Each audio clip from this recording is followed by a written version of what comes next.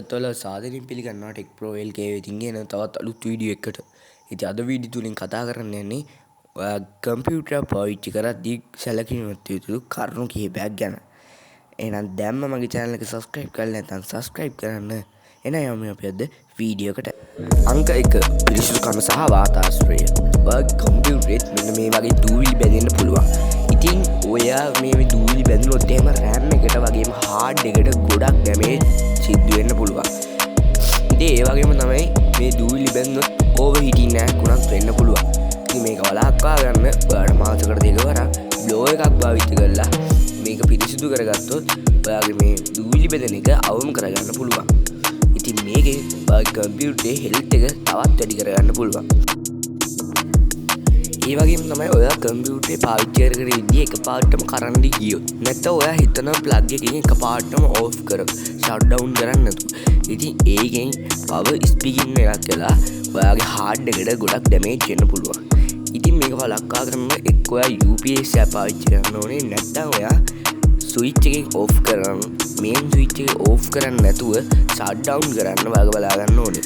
ඒ වගේම තමයි කම්පියුටරේ power button එකත් ෂට් ඩවුන් කරන්න ගියොත්, ඒ කියන්නේ ඕෆ් කරන්න ගියොත් කම්පියුටර් එක ගොඩක් ඩැමේජ් වෙන්න පුළුවන්. ඒ හින්දා අනිවාර්යයෙන්ම කම්පියුටරේ ඔයා වැඩක් ඉවර කරලා යද්දී අනිවාර්යයෙන්ම ෂට් ඩවුන් කරන්න මතක් කරගන්න. අංක 3 software update. ඉතින් ඔයා කම්පියුටරේට Windows වෙන්න පුළුවන්, Mac OS වෙන්න පුළුවන්. ඉතින් ඔයාගේ අප්ඩේට් දෙද්දී වෙන මෙහුම් පද්ධතිය අප්ඩේට් වෙන්න පුළුවන්. අනිත් අප්ඩේට් වුණත් ඇන්ටිවයිරස් මෘදුකාංගය දාලා අප්ඩේට් කරොත් ඔයාගේ කම්පියුටරේට වෛරස් එන එක අඩු කරගන්න පුළුවන්. අංක 4 data backup. ඕනම වෙලාවක hard drive එක ඔයාගේ වැඩ කරන්නේ නැතුව හෝ වෛරස් ප්‍රහාරයකට ලක් වෙන්න පුළුවන්. ඉතින් මේක වළක්වා ගන්න ඔයාගේ වැදගත් ෆයිල්, ෆොටෝස්, වීඩියෝස් මේ වගේ වැදගත් ඉම්පෝර්ටඩ් ෆයිල්ස් ඔයාලට පුළුවන් එක්ස්ට්‍රා hard drive එක දාගන්න.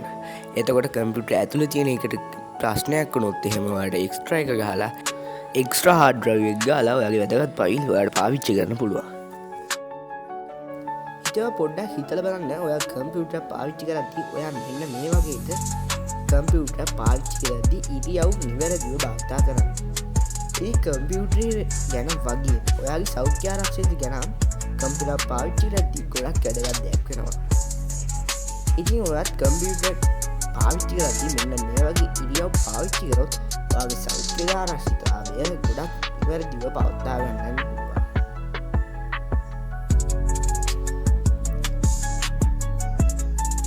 ඉතින් ඔයා නිවැරදි විදිහට කම්පියුටර් ඉඳ ගන්න උනත් කම්පියුටර් පාවිච්චි කරොත් ඔයාගේ ආබාධිත තත්ත්ව අවම කරගන්න පුළුවන්.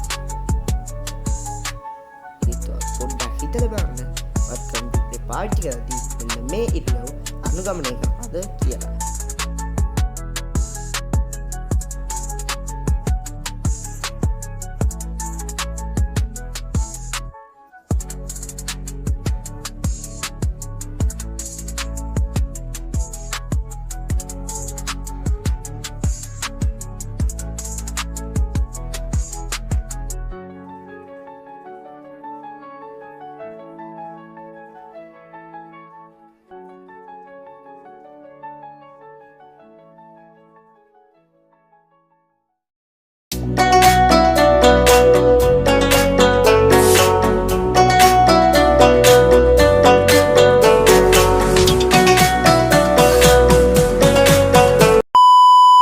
ඉතින් අද වීඩියෝ තුලින් කතා කරේ ඔයාගේ කම්පියුටරය පාවිච්චි කරද්දී සැලකිය යුතු කරුණු කිහිපයක් ගැන. මේ වගේ වීඩියෝ හැමදාම බලන්න ටෙක් ප්‍රෝ LK channel එක subscribe කරන්න එකත් මතක් කරනවා. ගිහින් එන්න අලුත් වීඩියෝ එකකින් ආයෙත් හම්බෙමු.